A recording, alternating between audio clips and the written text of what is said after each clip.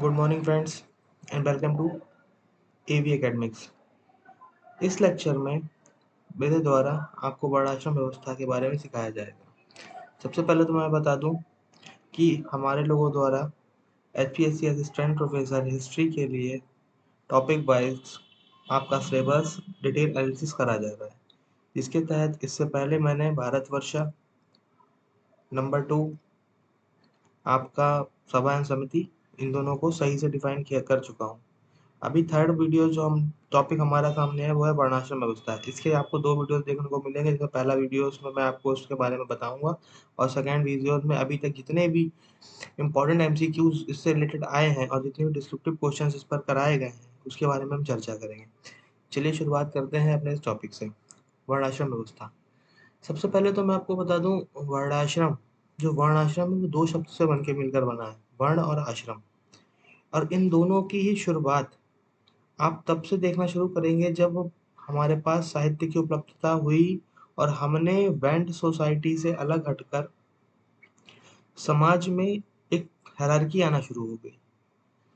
आप इसको ऐसे समझ सकते हैं कि समाज को संतुलित करने के लिए या समाज में लोगों के कार्य को डिसाइड करने के लिए या उनके कार्यों को बताने के लिए ये वर्ण आश्रम व्यवस्था की प्रारंभ किया गया है, क्योंकि किसी भी समाज में तब तक समरूपता नहीं आएगी जब तक लोगों के बराबर काम विभाजित नहीं होंगे और उनको उसके विभाजित करने के लिए कर्म के आधार पर या सबसे पहले जो वर्णाश्रम व्यवस्था थी वो कर्म आधारित होती थी, फिर धीरे धीरे जैसे जैसे उत्तर वैदिक काल आया ये जाति आधारित होती गई।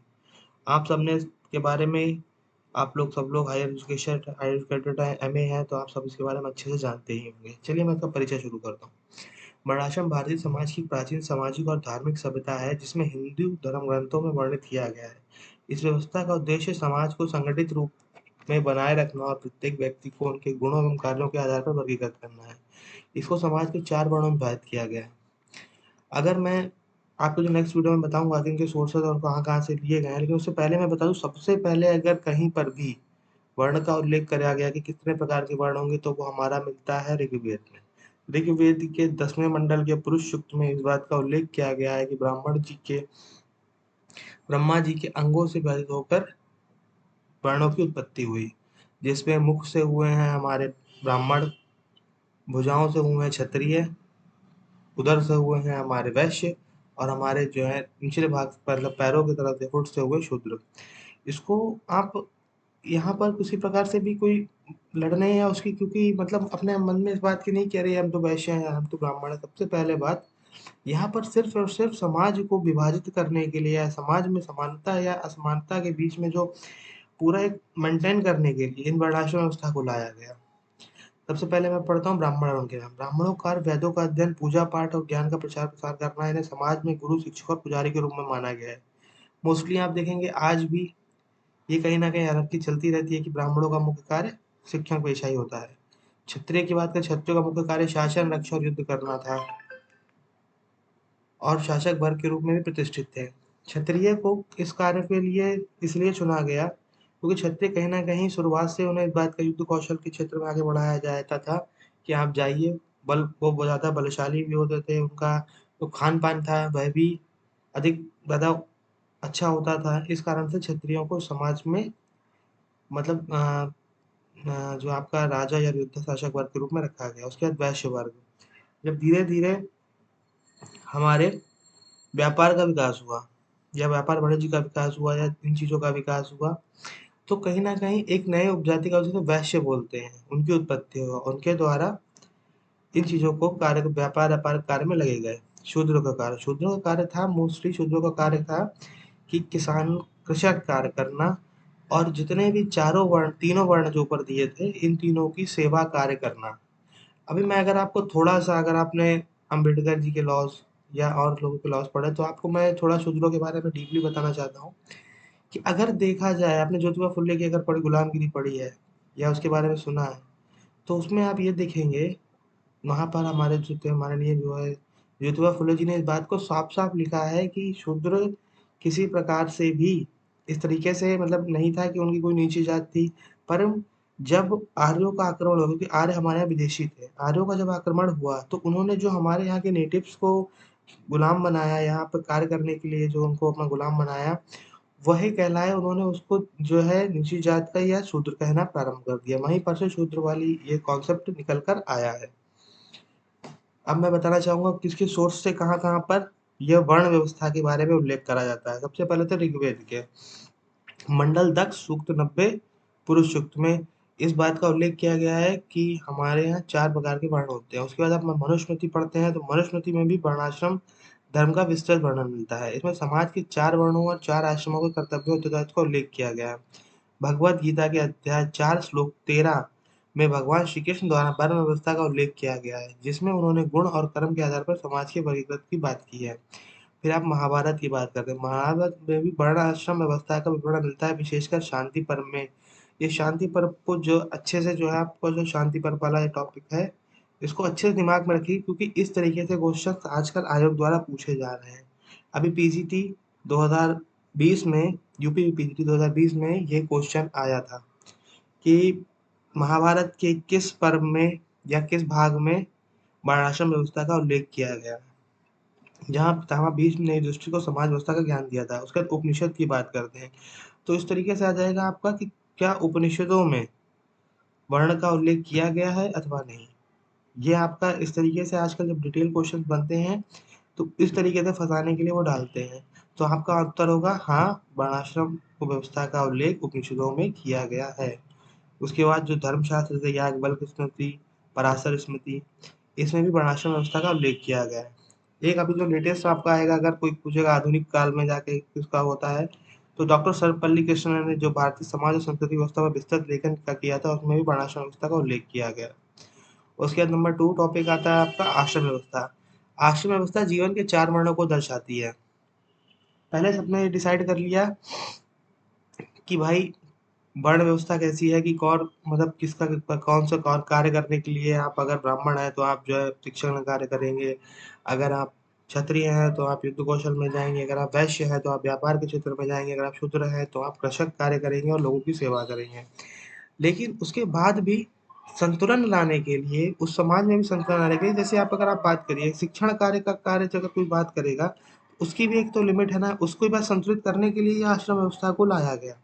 उन चारों के बीच किस प्रकार से समाज में संतुलन लाया जाए इसके लिए आश्रम व्यवस्था का प्रारंभ किया गया। इसको 4 भागों में मेनली डिवाइड किया गया है। सबसे पहले है आपका ब्रह्मचर्य, फिर है गृहस्थ, फिर है वानप्रस्थ, चौथा है सन्यास। सन्यास को सबसे बाद के काल में जोड़ा गया, ये क्वेश्चंस भी बार-बार पूछा जाता है। तो इसको भी दिमाग में ध्यान में रखिएगा कि सन्यास तो आश्रम व्यवस्था में सन्यास को कब जोड़ा गया, तो सन्यास को सबसे बाद में जोड़ा गया। अब ब्रह्मचर्य की बात करता हूँ। तो शुरू और आपके जो शुरू के 3 हैं, सिर्फ़ यही थे ब्राह्मण क्षत्रिय के लिए, बाकी के जो आपका सन्यास आश्रम था, वह वैश्य और शूद्रों के लिए नहीं था। सबसे पहले बात करता हूँ ब्रह्मचर्य आश्रम की, जीवन का प्रारंभिक चरण।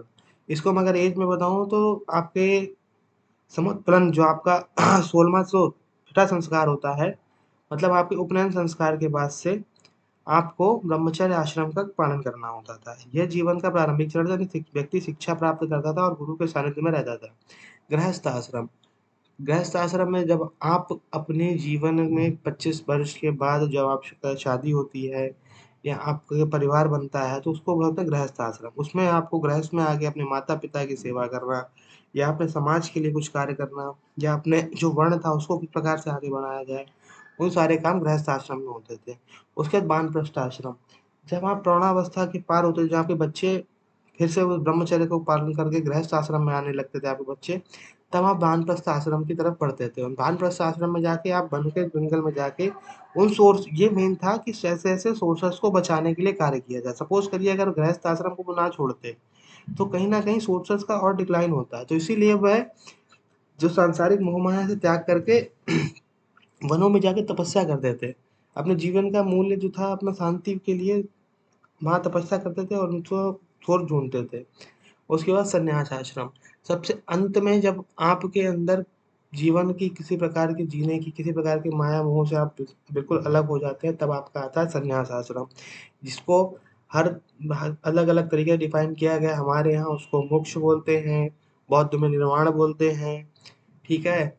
आपके जो जैन में है उसमें आपको जिन बोलते हैं, तो इस तरीके से उसको डिवाइड किया गया है। आश्रम व्यवस्था के बारे में जानकारी के लिए जिन स्रोतों का अध्ययन करते हैं, और जो प्रतियोगी परीक्षाओं में पूछे गए हैं। सबसे पहले तो ऋग्वेद में भी आश्रम व्यवस्था का अंकीय संकेत मिलता है। प्रारंभिक वैदिक समाज में जीवन के विभिन्न चरणों का उल्लेख ऋग्वेद के विभिन्न सूक्तों में किया गया है।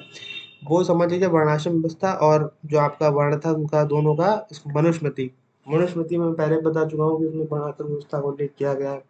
भगवत गीता, अगर आपको ऊपर याद होगा तो मैंने बताया था भगवत गीता के कौन से श्लोक और मैंने उपसर्ग भी बताया था कहाँ पर है। यहाँ पे भगवत गीता के विभिन्न अध्यायों में जीवन के उद्देश्य और मार्गदर्शन के संदर्भ में आश्रमों की चर्चा अध्याय 6 और अध्याय 18, वो अध्याय 3 था जिसमें वर्ण व्यवस्था का उल्लेख किया गया था। आश्रम व्यवस्था का उल्लेख भगवत गीता के कौन से अध्याय में, अध्याय 6 एवं 18 में विशेष रूप से महत्वपूर्ण रूप से किया गया है। उसके बाद धर्मशास्त्र, याज्ञवल्क्य स्मृति, गौतम स्मृति, अपास्थम्ब धर्मसूत्र जैसे प्राचीन ग्रंथों में आश्रम व्यवस्था का वर्णन किया गया है। ऊपर मैंने आपको पढ़ाया था याज्ञवल्क्य स्मृति और पराशर स्मृति में वर्ण व्यवस्था का उल्लेख किया गया है, और यहाँ पर याज्ञवल्क्य स्मृति, गौतम स्मृति और आपस्तम्ब स्मृति में धर्मसूत्र में आपकी आश्रम व्यवस्था का उल्लेख किया गया है। ऊपर भी मैंने पढ़ा था महाभारत के शांति पर्व में ही वर्ण का भी और यहाँ आश्रम व्यवस्था का भी वर्णन शांति पर्व में ही देखने को मिलता है, जहाँ भीष्म पितामह ने युधिष्ठिर को विभिन्न चरणों का ज्ञान दिया था।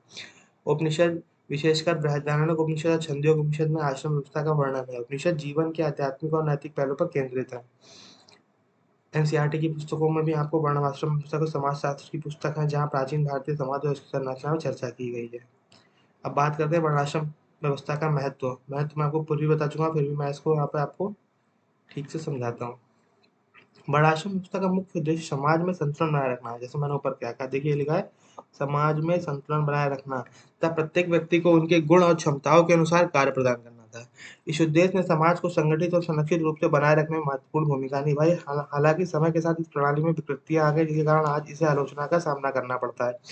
विकृतियों की बात करूं तो वो कैसे आई है, जब वर्ण व्यवस्था का प्रारंभ किया गया था तो उसको आपके वंश मतलब आपके जन्म आधारित ना करके कर्म आधारित थी। जब आप प्रारंभिक मतलब जो आप कहते हो मतलब प्रारंभिक वैदिक काल की बात करते हो, उसमें जैसे अगर कोई व्यक्ति पैदा हुआ और वो शिक्षण कार्य में लग गया, उसने शिक्षण कार्य किया, वेद पाठ किया या उसने जैसे कुछ धार्मिक कार्य किए, तो उसको ब्राह्मण कहते थे।